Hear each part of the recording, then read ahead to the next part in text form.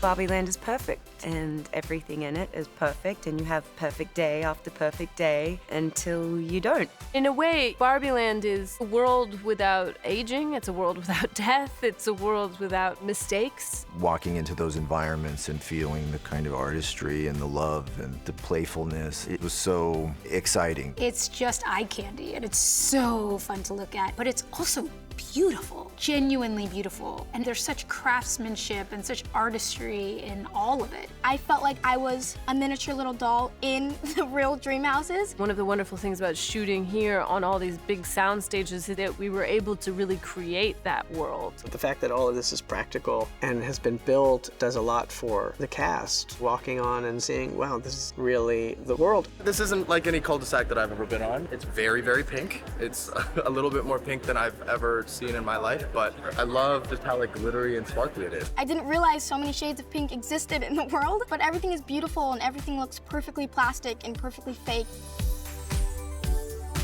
It's all true to its own universe and so distinct from the real world. We had a vision of old filmmaking techniques, and as reference points, we watched a lot of old movie musicals. I love the sort of interiority of those musicals and how they are authentically artificial, that they have this heightened emotionality that comes from its artificiality. Greta coined the term authentically artificial, that it feels like an authentic world with its own rules, but these people are authentic and they're feeling real things. I'm such a huge fan of Greta's and her work. She's so smart and deep in everything she does, so everything from the script to the sets to the wardrobe to the props. She is one of a kind, and it's such a singular vision which she's created. She's just the best. I love her so much. She is one of the very few auteurs of our generation, and it's why I wanted to work with her. Greta's enthusiasm is just completely contagious. And when she started describing these ideas that I read on the script, the way she described them to me was just wonderful. A big part of it was making sure that I didn't let the adult part of my brain take over and run the show, that I was like, what did the little girl want? Iridescent purple and brighter pink. Pink is a major part of the design. We tweaked and created this lookup table, and then everybody could choose or adapt colors to make sure that they look pleasing. And indeed, the colors look beautiful. A lot of it was inspired by old Slim Aaron's pictures and that 1970s Palm Springs sort of kind of vibe of leisure and clean lines. Beautiful people in beautiful places doing beautiful things. That was the mantra, that's the essence of Barbie. Toy was a big aspect of the design. Greta always said, I want people to watch this and feel like they can reach in and touch it or pick it up, because that's the world of Barbie and toys. We are in a giant toy box, and this is the toy box, and this is the toy world, and they are dolls. Welcome to Barbie's Dream House. Come on in.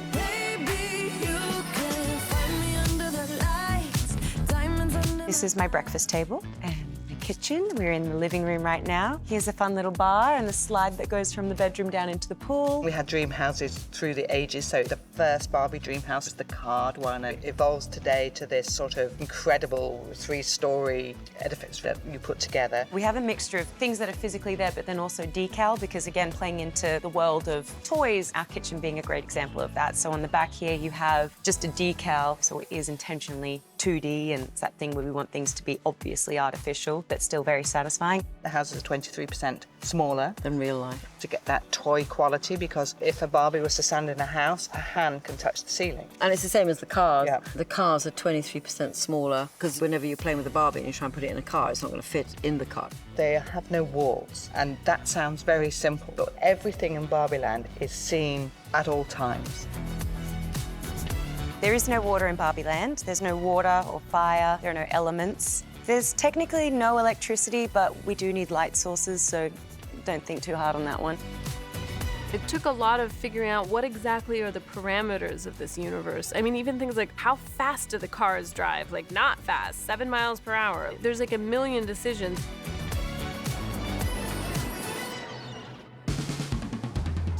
Very hard directing Barbie on this beach. Hi, Barbie. Hi, Barbie. The beach sequences was one of the most difficult to kind of crack, actually, because we're in a place that has no water, so it's toy. And actually, retrospectively, it's like, well, of course it would be plastic, and of course it would be solid, but, you know, arriving at exactly how that was going to be done was very tricky. There's no wind, so the sand never, ever bothers you. We've got signs that say swim with sharks, and every day is a happy swimmer's day. I mean, everything is perfect about Barbie Beach. Everything looks like sweets. So the mountains are painted like cocoa truffles, and the rock looks like raspberry meringues.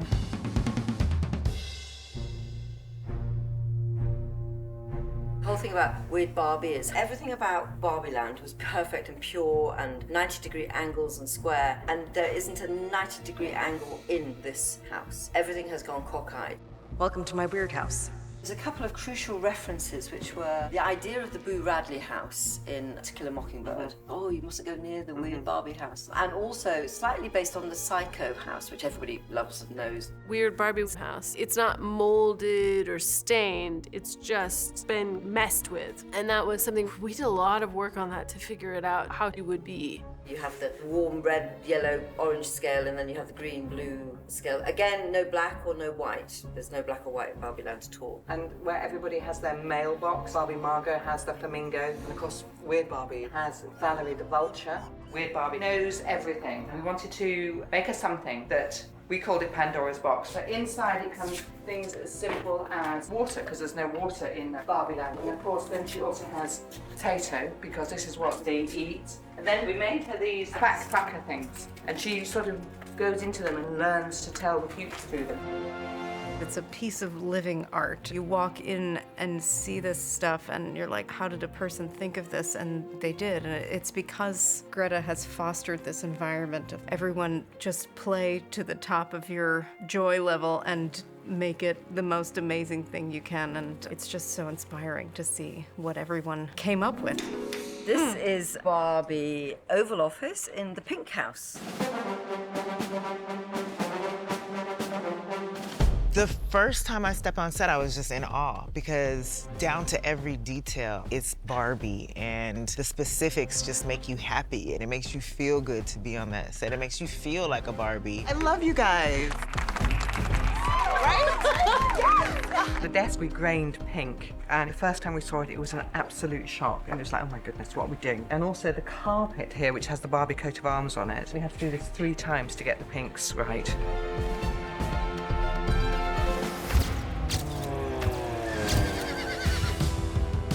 When Ken takes over Barbie Land and calls it the Kendom, he brings a lot of stuff. Leather couches, protein powder, massage guns, video games, weights, headbands, watches, mink furs, leisure wear, sports attire. It was a pretty incredible feeling getting to step onto the Mojo Dojo set. It's basically this rigmarole of horses and basketball nets and weights and all of these hyper-masculine things. Greta in her mind had a very, very specific thing, and it was all about the black leather. The black leather. Everything we do for Barbie, we have to remember that it has to be juxtaposed for when Ken takes over. So Barbie's bedspread is made of crystal fabric and things like that. And then we've got Ken Ryan waking up, and he's got rid of her stuff, pushed it all to the side, and it's now a photographic image of giant horses on the duvet, and his pillows are all horses, and he's surrounded by televisions and mini fridges. Mini fridges is a big thing. The Barbie dream houses are built beautifully. They have like a very calming and soothing aesthetic. Ken's Mojo Dojo Casa house is like someone vomited masculinity all over it. We had to have a Ken Oval Office, we had to have a Ken Nobel Peace Prize, we had to have a Ken Supreme Court. You can choose what horse you would like. This is a lot of pressure. Is there a horse that doesn't look like it's desperate to be chosen? Look at this. There's no eyes. It was believing that actually bringing so many ugly items into a set actually forms its own beauty, which was a bit of a breakthrough. The transition between Barbie Land and the real world is a series of transportation vehicles that get us there, kind of like in this 2D endless tracking shot. It was even sort of using these old silent movie film techniques. It looked like a Carl Zeman movie. The sequence itself had 6 different environments that Ken and Barbie travel through, and we wanted all of those individual sets to have an overall look. We get to camp, and we get to be in space, and we get to be sailors, and all these little things from space and time to land in Barbie Land.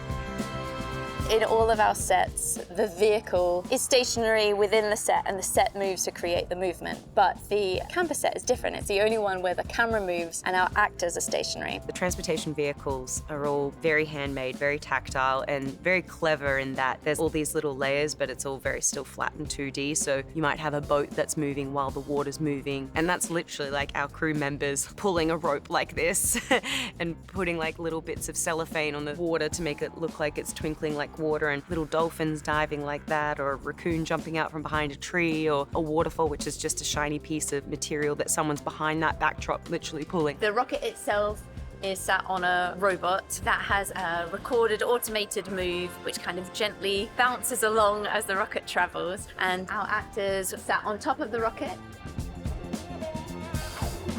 When we leave our office here to go and find Barbie and bring her back, you just cut to us on a tandem bike, and that's a practical set. None of it's CGI, and it's just presentational as if you were watching a play. This is the tandem set, so we've got a 12-seater bike, so we've got the static backing, we've got a kind of a land piece which is on rails, and the windmills spin.